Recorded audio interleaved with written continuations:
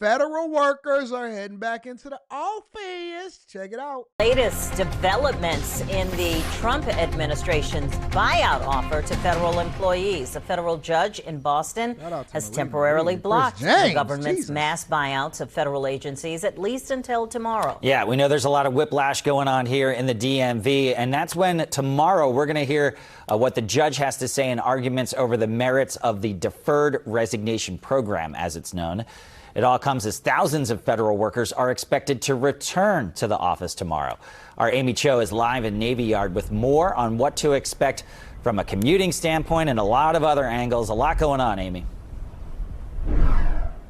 Hey guys, good morning. Oh yes, we know about 16,000 Navy Yard employees are expected to return to work in person tomorrow morning. But here is the kicker. The military says they only have enough parking spots on base for about 1 in every 4 workers. And if you have ever tried to find parking here in Navy Yard, you already know how challenging it can be, especially on game days, having to circle and circle the block or seeing all the signs on the garages saying that they are already full. The military says they are going to be adding extra staff and vehicle lanes at the entrances so they can help process people more quickly through security. The military also asking workers to consider carpooling or taking public transportation. A lot of the neighbors we spoke with here in Navy Yard tell us they are expecting a big traffic jam tomorrow morning. Probably good for businesses, but not so much for people who live here. If all the workers have to come back on Monday, there'll be more traffic. There's already nowhere to park. You know, they charge you an arm and a leg for every single thing in D.C. Parking in a garage is $250. And this past week, Metro says it had its highest Monday rush hour ridership since 2020. And Adam, you also brought us that very eye-opening report a few weeks ago that found D.C. commuters spend an average of 62 hours a year stuck in traffic. That number likely about to go up for a lot of people starting tomorrow morning. The first day officially back in the office, I believe, started on Friday, but today is the first day that people are going to really start to get into the mix of things because it's Monday. It's the beginning of the week. Personally, I don't understand the complaining. I think that going into the office is actually pretty conducive for your life. Some people will complain about it. You'll look better. You'll feel better. You'll lose weight. You'll care about yourself. You'll brush your teeth. You'll shave your beard. You'll brush your hair. You'll get your weaves together. You'll do things. But more importantly, I don't even drive into the office most of the time. Most of the time, to believe it or not, I actually take public transportation. In the summertime, I ride my bike into the office and or depending on the weather, because it may be raining, I've learned really to embrace public transportation. I've been catching a bus since I was in high school. I had to catch the bus all the way from 7 Mile and Woodingham all the way down to downtown Detroit. And I've just been an advocate for public transportation ever since. We got great public transportation here. I'm sure y'all got phenomenal public transportation over there in DC. Man up. Stop whining about it and get to it, all right? In addition to that, this is an interesting story. A man that was sucker punched, I believe, 12 years ago. 12 years ago. Finally died. And you guess what happened when he died? The person that sucker punched him is now facing charges. Check it out. All right, well, more breaking news tonight. A man is facing serious charges for sucker punching another man on a bike. And that man died from the injuries 7 years later. News 12's Nadia Galindo is outside of the 81st precinct with the details. So, Nadia, what can you tell us? 7 years apart from the incident and then their death. 7 years, not 12. Yeah, Noel, this is just a tragic story. That man that was sucker punched was left in a coma for years. He died last year from his injuries. And today, the man police say is responsible for all of this was walked out of this precinct in handcuffs. Now take a look at the video we shot for you just a short time ago. This is 34-year-old Gary Anderson, who police arrested today. He's charged with first and second degree manslaughter and criminally negligent homicide. Now back in June of 2017, police say the victim, 38-year-old Domingo Diego Tapia, was riding his bike on Fulton Street in Bed-Stuy when he was sucker punched, causing him to fall to the ground. He was left with severe head trauma that put him in a coma. You're taking a look at video right now of a vigil for Tapia back in 2017 where his wife and 2 young boys were praying for a recovery. Now, we know now that he died from his injuries last March. Anderson previously pled guilty in 2019 to assault for this case. He was sentenced to 3 years in prison. Now, the Brooklyn DA's office tells me that plea was made with the understanding that if Tapia died, more charges could be brought. Now, that gotta be the biggest nightmare for every single person involved. Think about it. You could have served your time, got out of jail, got out of prison, came back to live your life. You could be a completely different person, but it doesn't absolve you from having to answer to the crimes because somebody died. Now you went from assault, 3 years in prison, probably got out for good behavior, and then now you facing manslaughter, and you're probably going to do another 20 to 25 years in prison. Probably should do the rest of your life. 7 years ago, his kids was kids. His kids is probably teenagers, big in a mug now, and they still having to live with the trauma of their father passing away. Wife, widowed.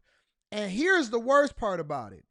The dude that got sucker punched, he probably suffered in this prison of his mind, not being able to move and in a coma for the last 7 years. That's got to be torturous. What if somebody is able to actually realize that they're in a coma and they got to stay in that prison of their mind and can't move for the next 7 years?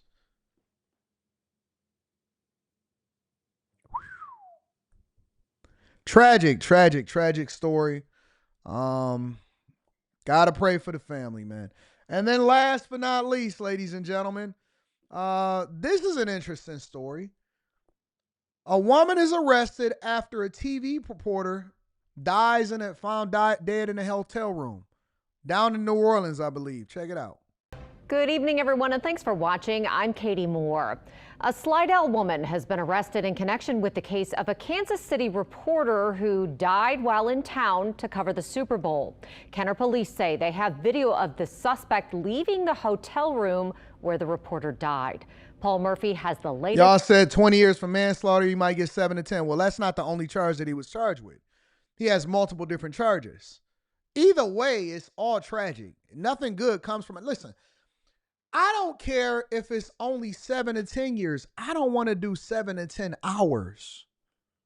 7 to 10 years is a long, and when I say long time, y'all be talking about a decade like it's nothing. I don't know what y'all been around and what kind of people that made y'all seem like it's cool to be in jail and it's cool to be in prison or whatever.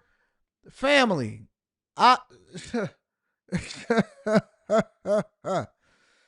don't know what y'all talking about, but for me personally, 7 to 10 minutes, 7 to 10 hours is 7 to 10 too long.